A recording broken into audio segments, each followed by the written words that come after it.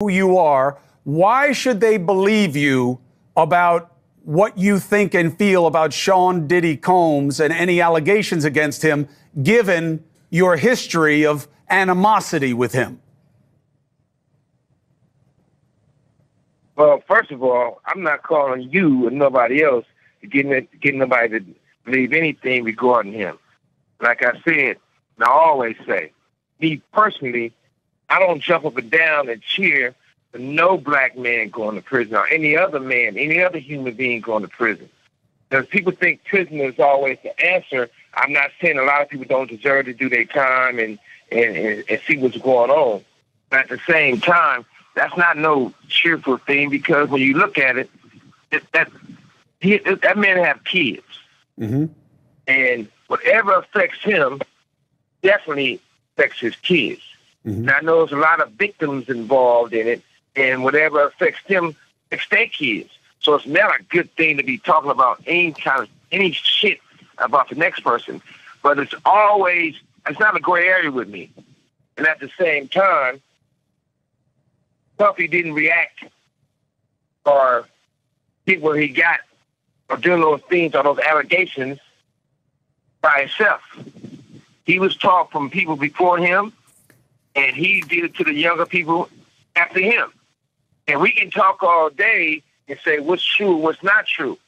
The only true part about it is videos, conversations, and people can see what they've done. Mm-hmm. But for it being happy and proud and say, what do people think? That's irrelevant.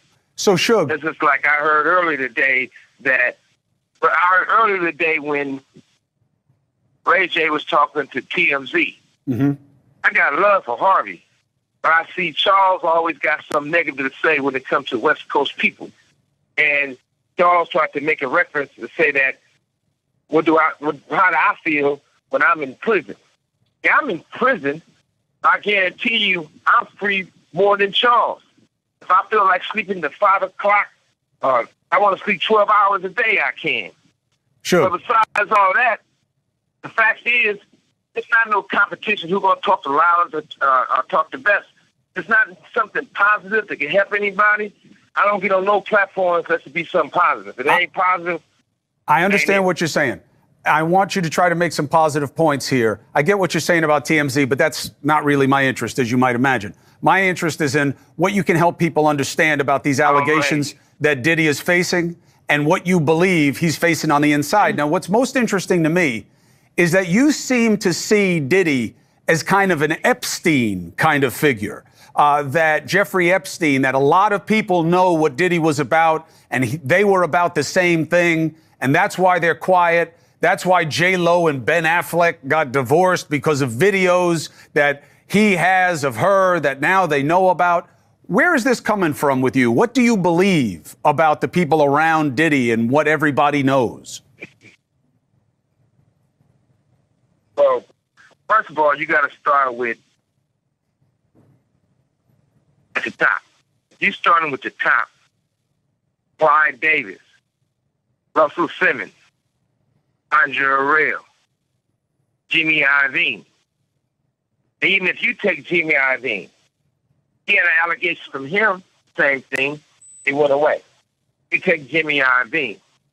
They told me at Universal and Interscope, they said, you know what? We can't deal with artists that gets in trouble. And your artist gets in trouble, they talk crazy. This call and your telephone number will be monitored and recorded. Keep going, Suge. They speak about what they see. Now, I was told that I can't do business there because of that. Now, Doug Morris gave Puffy a deal for millions of dollars. It flopped. So when you look at all these things and everybody want to say Puffy, Puffy, Puffy, don't get me wrong. Yeah, Puffy stepped in this shit, and even if he wiped the shit off his shoe, it still stinks. But he's not the only one. They got all the tapes. Now, when you talk about the tapes, but this been going on for a long time. Hold on, Suge. Help us understand, because a lot of this stuff is a little inside baseball for people, right? Because they don't live the life, they don't know the world, they don't know the players. Your telephone number will be monitored and recorded. That's just the recording from the prison. That's just saying that they record it, which obviously they do. Suge, help people understand. What tapes are you talking about? Who has them? And what kinds of things do you think they show?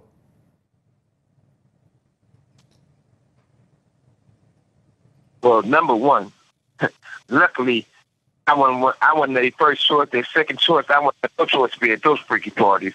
But you know what they show. They used to have a thing in the industry, right? And the sad thing about it, I don't like mentioning Usher. I don't like mentioning Justin Bieber. I don't like mentioning all these people that everybody know what time it is. So at the same time, they used to have a joke. They never played this joke with me. And they used to walk in the Interscope office. They'd go back there and they'd be like, hey, we passed the test. I said, we haven't did the test. One dude said, well, don't say that in front of Mr. Knight because he's going to take it offensive and hurt somebody. I said, well, whatever it is, I probably will take it offensive when somebody will get their ass whooped. You know, that was me in those days. But they used to have these guys, they used to call it the boiled egg test. They used to take a boiled egg, a raw boiled egg, they have those guys put their pants down and bend over and they stick it up their ass.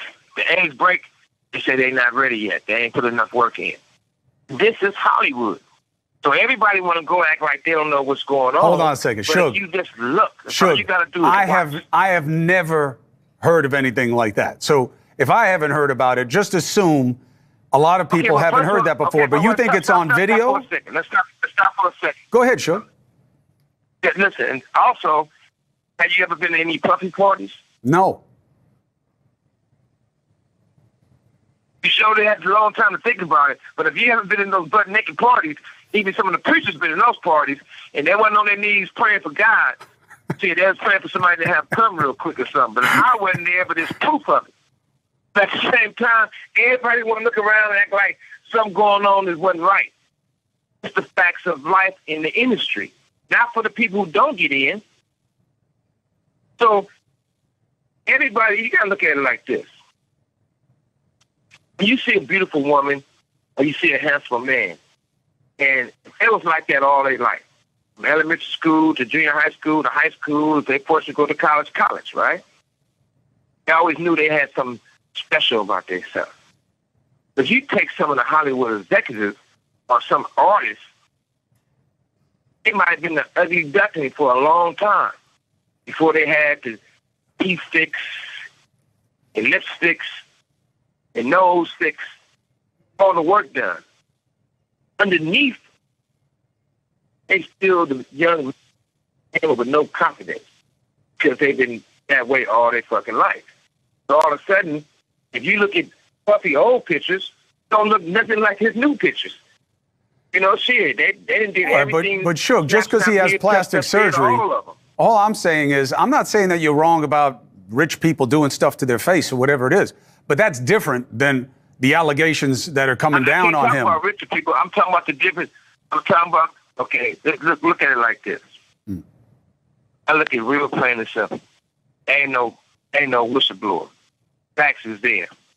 But right now, I don't care if it's T.I., I don't care if it's Rick Ross, I don't care if it's Jay, I don't care if it's Snoop, I don't care if it's Game, I don't care if it's Dre. Nobody's stepping up on the fact that